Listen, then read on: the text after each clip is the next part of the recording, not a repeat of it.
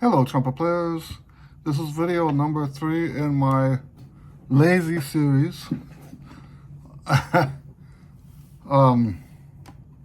about the art of accumulative practice.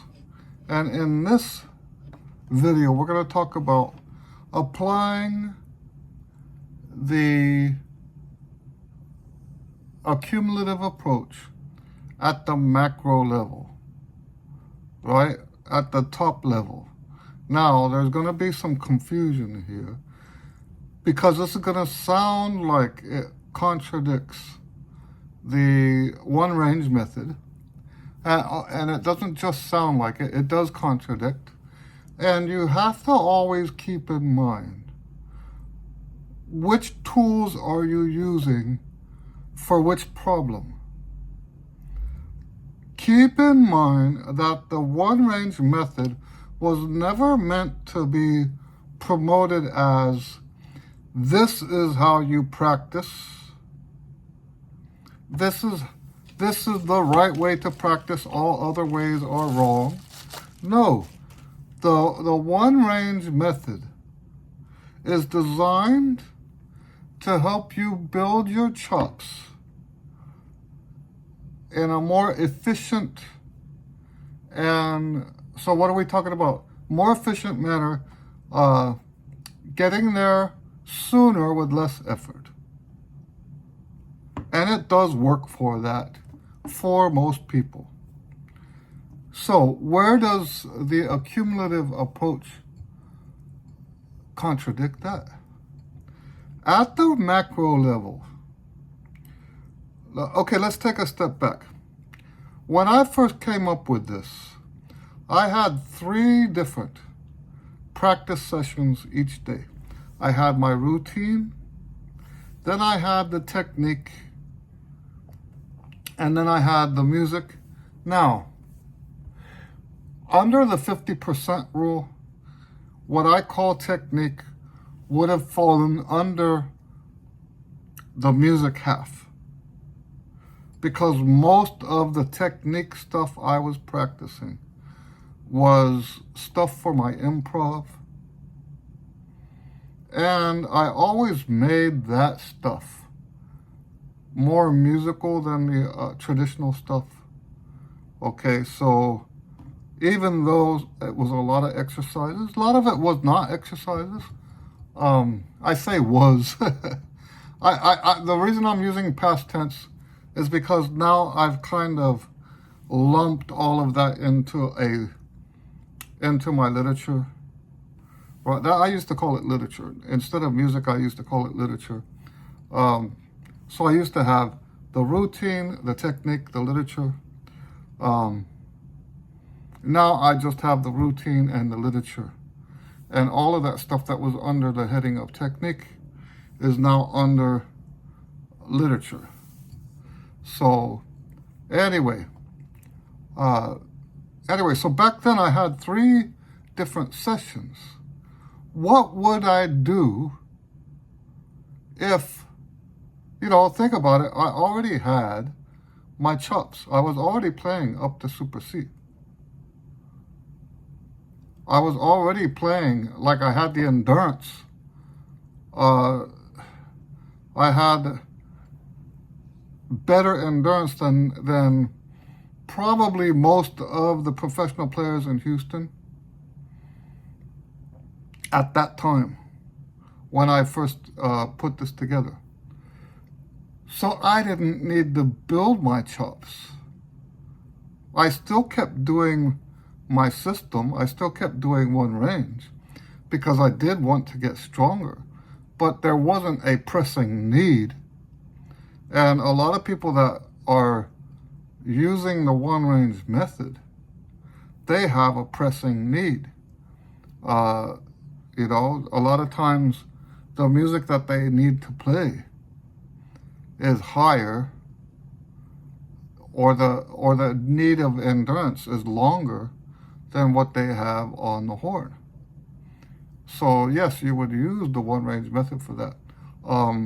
For me personally, at that time, I didn't need that as a pressing need.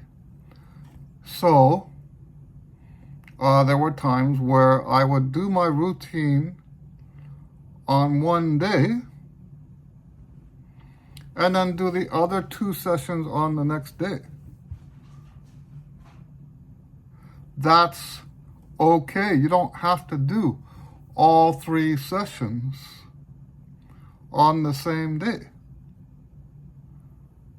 And that is the essence of what the accumulative approach is. Now, I have to stress already, we're going to talk a lot about being organized. I have to stress already that once you start adjusting like that, you have to be organized. You have to write it down, and you have to plan out what you're going to do about it. Because now, let's say you did this with your what we would call big day, your most difficult day.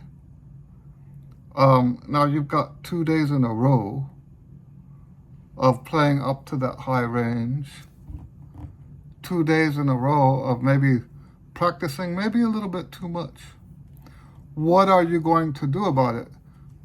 Some people will just jump back into their regular weekly schedule. I don't think that's smart. I think you need to adjust. If you're going to do the one range method, but you had a day like that had to be spread over 2 days, you need to, that's why I call the one range a trumpet chop strategy guide, because I want to help you think this stuff through. I want you to be aware, of the options. So if you've had 2 hard days in a row, you need to follow that. Let's say your hard day is on a Tuesday and you extended it into Wednesday. Now Thursday is your new Wednesday. This is important. So, I remember when I first published the One Range book, and there were people who would call up or email me or whatever and say about inconsistencies, because what they're looking for is you should practice exactly this much on that day, exactly that much on the next day. And that's not what the method is.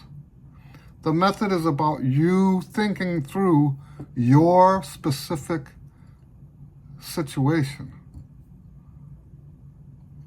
So yes, and back when I was doing 3 sessions a day, 3 sessions a day, those 3 different sessions, the routine, the technique, the literature. Back when I was doing that, it could have been 3 days. I could have been busy enough or whatever to spread that out over 3 days. Now you've got to be thinking, what do I do about that?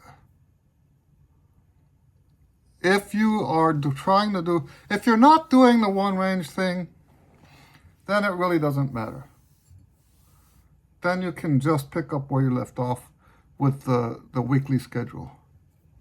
If you're not concerned about developing the physical side, your range, your sound, your endurance, if you're not concerned about doing that more efficiently, maybe you already reached your goal, maybe you're not as desperate to get it done right now, then you can just casually slip back to your regular schedule.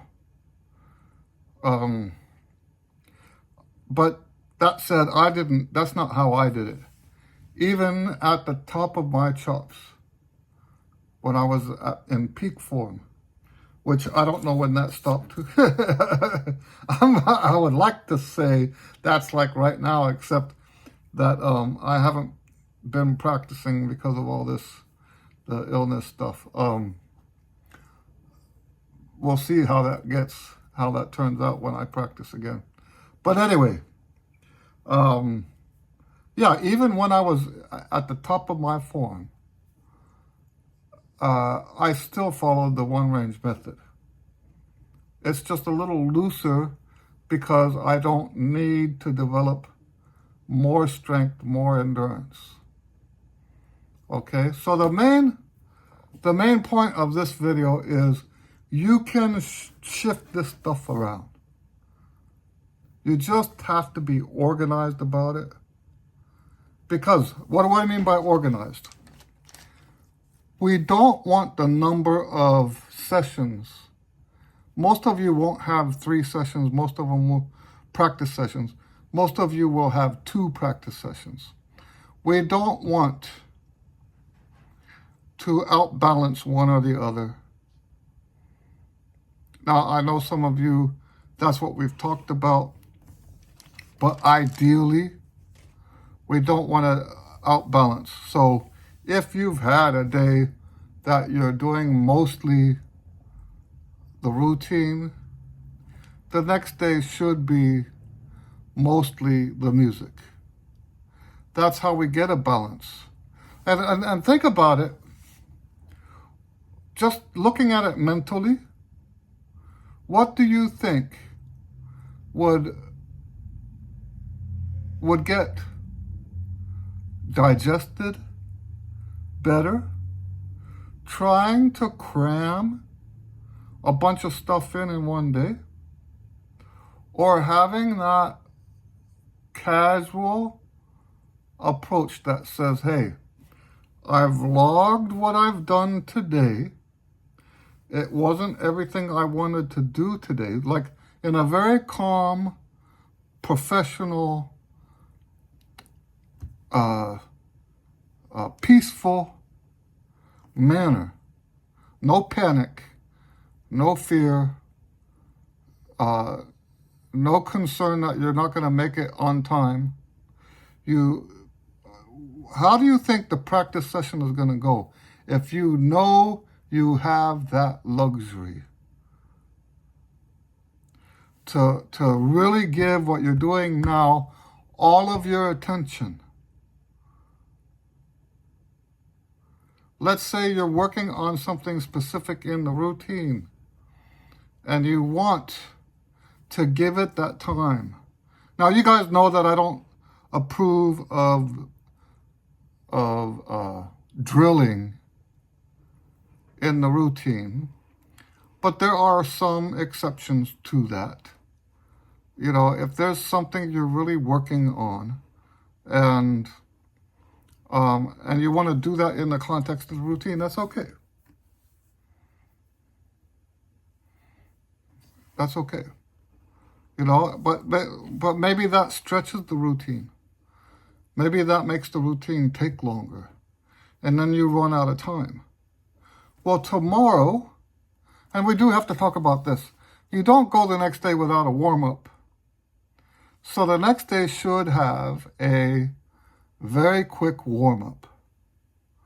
Now, I actually have a PDF. It's a 2-page PDF that I think I call it the quick warm-up.